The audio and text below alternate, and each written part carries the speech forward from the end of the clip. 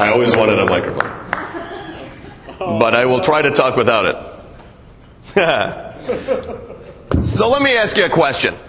How many people here are making as much money from BNI as they expect? Go ahead and stand up. As much money as you expect. Okay. Let me back up. Let me ask you this. How many people here know how much money they actually expect to make from BNI this year? Go ahead and stand up. Does anybody see an issue with that? See, if you're not planning for how much money you expect to make from BNI, how do you know at the end of the year whether or not you're actually making the kind of money that you need to make from BNI in order to be successful? So that's the first thing you have to ask yourself is how much money am I supposed to make? That's the first question. And if you don't know that, the question is, how exactly is Arlene going to know how much money you expect to make? Because if she doesn't know how much money you're expecting to make, how is she going to help you?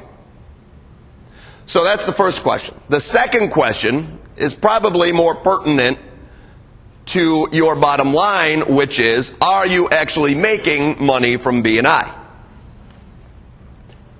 How many people are actually making money from BNI right now? Go ahead and stand up. Now you'll see that half of the chapter is standing up, but you'll also see that half the chapter has also told us that they are not making as much money as they expect to make from BNI, or that they think they should be making from BNI. Go ahead and sit down, thanks. So you got to ask yourself this question, why is that? Why is that a fact that we're not making the kind of money that we expect? How come? What if I said it was because you have relationships with each other? Anybody want to challenge me on that?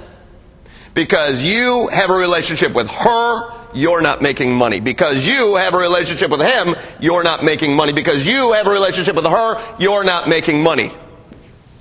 Does that seem a little contradictory to what BNI is all about? How many people have actually read this book, Truth or Delusion? This is the book that Ivan put out. This was his bestseller last summer. Anybody read this? Let me read this to you. Not the whole thing, just this part. Let me read this to you. Truth or Delusion. People who like you, who care about you, who respect you, will refer business to you. Is that a truth or is that a delusion? That's a delusion, okay? Anybody else say anything different? How come? Ding, ding, ding, ding, ding, ding, ding. You don't have any incentive. You're absolutely right. Here's the thing. When was the last time you had a referral from your mother, from your father, from a spouse? Oddly enough, it's often the people who are most familiar with you or the most casual about giving you relationships. And guess what? The reason you're not getting referrals right now from your chapter, the reason you're not making the kind of money that you want from your chapter, is because you care about each other. Is because you have relationships with each other. Doesn't that sound contradictory to what we've been talking about, which is BNI is about building trust and confidence and relationships in each other? Doesn't it seem contradictory? It does. And it is. But it's not. And it's not for one reason. Because the difference is this. The difference is that in a business relationship that you have, just a plain business relationship that you have within your own corporation, your own organization, is based on accountability. It's not based on friendship. It's not based on liking each other. So, for example, David, you have a business relationship with a processor. If a processor says to you, I'm going to have this done and I will contact the seller and I will make sure that I have this paperwork by Thursday, and they don't have it on Thursday, what's that conversation you have with them? After that? After that. Mm-hmm. Assuming you'd be very unhappy. Why is that? We have expectations, we have all kinds of people are reliant upon their job, my word, my reputation. Exactly. So Eric, if you go out and you sell an advertisement, and you tell the client, we're going to have this advertisement on the air starting Saturday morning for your sale on Saturday afternoon, and whoops, you don't actually get it till Monday. What is the conversation your client has with you? Colorful. Well, that's a very unique way to put it. It's very colorful. Without a doubt, it's very colorful. Why is that? It goes back to the expectations. So you have to recognize that what we're in this for is not to like each other. See, the first step in getting referrals is you have to like each other. That is why we have spent so much time building on the idea that you have to have dance cards. That's why we have focused on you need to start building a relationship, and the easiest way to do it is to run through our dance card planner. But that's only the first step. The second step goes back to what Eric and Dave said, which is expectations. You have to be in a position where you have to say, you know, you're part of my marketing team. I have expectations that you're going to give me referrals. You've got to be willing to say that. And if you're not willing to say that, guess what? It all falls apart.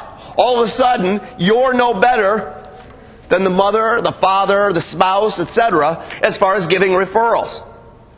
Because everyone in this room has expectations.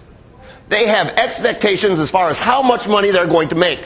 And you're an integral part of those expectations. You're part of that. So you have to take that next step. See, it's not good enough for you to say, hey, I have a dance card. You have to say, hey, by the way, I gave you a referral a month ago, and you didn't follow up on that referral. You have to be willing to say, hey, I gave you a referral last week and I didn't get a referral back. I didn't get the follow-up from you. You have to be willing to say that. Why? Because it's no different than the expectations Dave has with his processor. It's no different than the expectations that Eric's clients have with him. They expect that when you say you're going to do something, you're going to do it. And if you don't, guess what? It all falls apart. See, my guess is that colorful part of the conversation is going to include, I'm not paying you for this ad. Is that a reasonable expectation?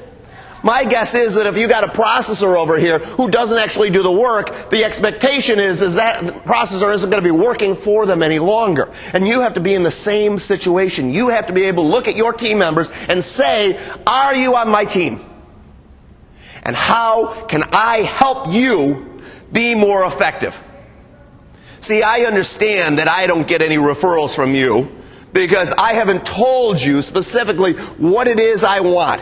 I haven't pulled you aside and said, you know what, this is not a good referral for me. Whose fault is that? That's always my fault. And if you're not getting referrals the first time around, that's part of your fault. If you're not getting referrals, that's part of your fault. Because chances are pretty good you haven't told them and told your marketing team what is a good referral for you. But let's assume you actually have told them.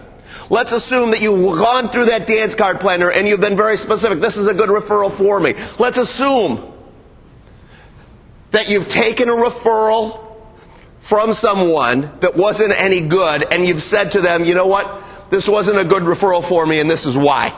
Let's make the assumption that that's what you've done.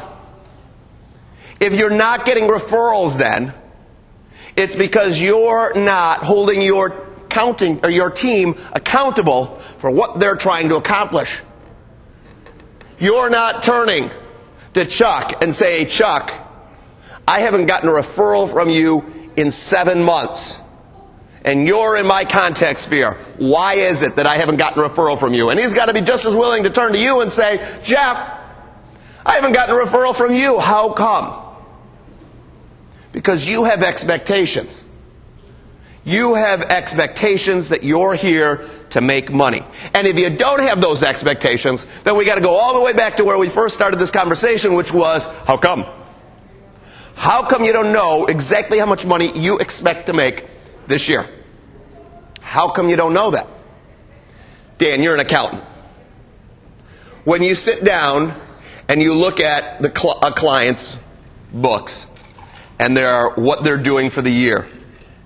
Are you required to make sometimes some projections of what you expect that they should be able to do in order to project the kind of bills and the kind of things that they can take on for the next year? In other words, if you couldn't project for them that they were going to bring in X number of dollars in sales, you certainly couldn't recommend that they took this product or they purchased this product or they bought or they invested in this part of the thing. Is that part of what you do as a business? So now, doesn't it make sense that every person in this room should ought to be able to project how much money they're making? That's a simple thing for what we do for businesses. In many ways, each and every one of you is a business owner. Whether you work for yourself independently, like Arlene does, or whether you're part of a corporation like Rocco, the bottom line is, at some point, we have expectations that we're going to hit our numbers. As a sales manager, I talk to my salespeople on a regular basis about their quotas and what they have to do to accomplish their goals. But if you don't have a sales manager, guess what? Your sales manager is sitting across the table from you. Look across the room. When was the last time your sales manager had that conversation with you about, are you hitting the numbers? Because here's the problem you have to recognize. If you're not hitting your numbers, guess what? None of your team is hitting your numbers either. If you're not hitting the numbers that you set for yourself, none of your team can hit their numbers either. Because you have expectations of them, just like they have expectations for you. So if you want to be better, guess what? You've got to recognize that you need to know how much money you expect to make. If you want to be better, you have to recognize that you don't know everything that you need to know in order to make B&I successful for you. That's why we have training programs. We have tons of training programs. You've got to go to those programs in order to be successful. But mostly, if you want to be successful in B&I, you have got to be willing to hold each other accountable and say, are you doing this and how come? Great job, I appreciate your help, but guess what? It's not good enough. Now, I don't recommend you use those terms, by the way. I would recommend you be a little bit more gentle. However, it all comes down to this. If you're not doing what you need to do, and your team isn't doing what they need to do, then you have to look at yourself and say, why? And how can I make it better? Thanks. Thank you, Gary.